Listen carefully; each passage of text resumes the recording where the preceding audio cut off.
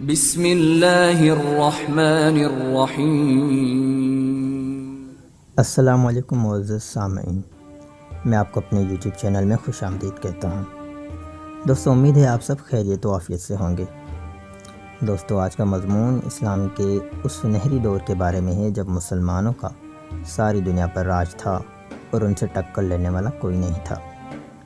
عرب سے لے کر افریقہ اور اسپین سے لے کر ہندوستان تک مسلمان ہی مسلمان راج کر رہے تھے، اور جو علاقہ مسلمانوں کے کنٹرول سے باہر تھا وہ اپنی حفاظت کے لیے جزیہ دیتے تھے۔ بلا شبہ مسلمانوں کا سنہری دور وہی دور تھا جب وہ اپنے دین سے قریب تھے۔ دوستوں، مزید آگے بڑھنے سے پہلے آپ سے درخواست ہے کہ ہمارے یوٹیوب چینل کو سبسکرائب کریں اور ساتھ ہی میں بیل آئیکن کو بھی دبا دیں تاکہ مزید ایسی ویڈیوز آپ تک پہنچتی رہیں۔ Islamic golden age. اسلام کے سنہری دور کا آغاز کب اور کہاں سے ہوا؟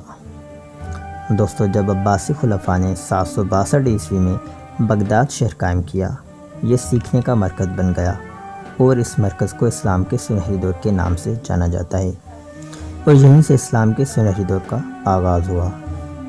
حضرت محمد مصطفیٰ صلی اللہ علیہ وآلہ وسلم کی وفات کے بعد عرب لیڈروں کو خلیفہ کہا گیا۔ خلفاء نے بغداد کو عباسی خلافت کے مرکز کے طور پر بنایا اور قائم کیا۔ بغداد مرکزی طور پر یورپ اور ایشیا کے درمیان واقع تھا اور تجارت اور خیالات کے تبادلے کے لیے ایک اہم علاقہ تھا۔ بغداد میں رہنے والے علماء نے یونانی متون کا ترجمہ کیا اور سائنسی دریافتیں کیں۔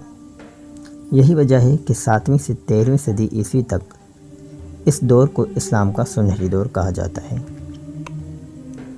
دوستوں، یہ بغداد شہر کا نقشہ ہے۔ شہر کا مرکز گول ہے جس میں دریائے دجلہ شہر کے مشرقی جانب مضافات سے گزرتا ہے۔ بغداد میں علم کی محبت واضح تھی۔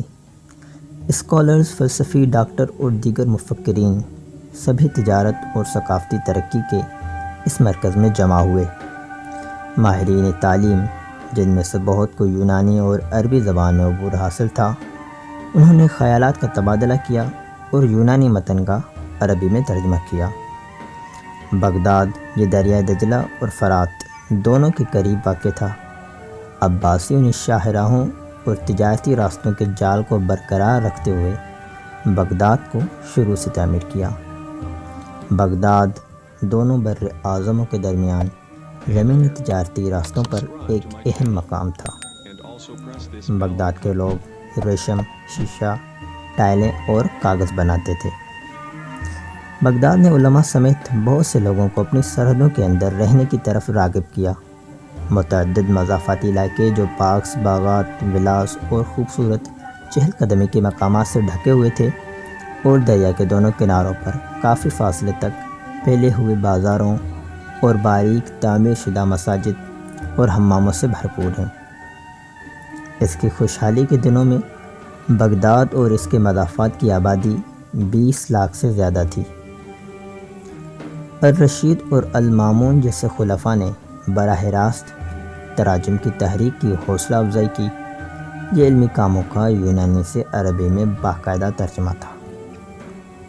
دوستو، عباسی حکمران یونانی متون جیسے ارسطو کی تخلیقات عرب دنیا کے لیے دستیاب کرنا چاہتے تھے۔ ان کا مقصد ان مشہور کاموں کا زیادہ سے زیادہ ترجمہ کرنا تھا تاکہ علم کی ایک جامع لائبریری ہو اور یونان کے فلسفے اور علمی وظائف کو محفوظ رکھا جا سکے۔ عباسیوں کا مقصد فلسفہ، سائنس اور طب کے متون کا ترجمہ کرنا تھا۔ عرب مسلم علماء کے علاوہ شامی عیسائیوں نے بھی عربی میں سریانی متن کا ترجمہ کیا۔ دوستو، آخر عباسیوں کو ترجمے کے بڑے کام میں اتنی دلچسپی کیوں تھی؟ علم کی ایک جامع لائبریری رکھنے کی خواہش اور قرآن کو ایک مقدس سرگرمی کے طور پر سیکھنے پر زور دینے کے علاوہ ان میں طبی علم کی عملی پیاس بھی موجود تھی۔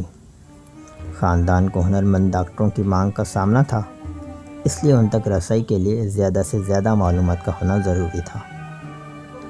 عباسی خاندان کا تحریری علم کو اتنی تیزی سے پھیلانے میں کامیاب ہونے کا ایک طریقہ ان کی پرنٹنگ ٹیکنالوجی میں بہتری تھی، جو کہ انہوں نے چینیوں سے حاصل کی تھی۔ عربوں نے بڑے پیمانے پر متن تیار کرنے کا طریقہ سیکھا پیپر ملز قائم کی جس سے کتابوں تک رسائی ممکن ہوئی۔ بدلے میں یورپیوں نے یہ کاغذ سازی اور پیداواری مہارتیں عربوں سے سیکھیں۔ ابن الہیثم نے پہلا کیمرہ ایجاد کیا اور وہ اس بات کی وضاحت کرنے کے قابل تھا کہ ہماری آنکھ کیسے دیکھتی ہے۔ مسلم سائنٹسٹ ابو علی سینا جو کہ ایک عظیم ڈاکٹر اور فلسفی تھے، انہوں نے القانون فی الطب لکھی جس نے ڈاکٹروں کو کینسر جیسے خطرناک امراض کی تشخیص کرنے میں مدد کی، اور ایک فارسی ریاضی دان موسیٰ الخوارزمی نے الجبرا ایجاد کیا، ایک ایسا لفظ جس کی جڑیں خود عربی ہیں۔ عباسی خلافت کے دوران بغداد میں رہنے والے علماء نے فلسفہ، فلکیات، طب اور بہت سے دوسرے شعبوں کے بارے میں یونانی اور دیگر موجودہ علم کے تحفظ میں اپنا حصہ ڈالا۔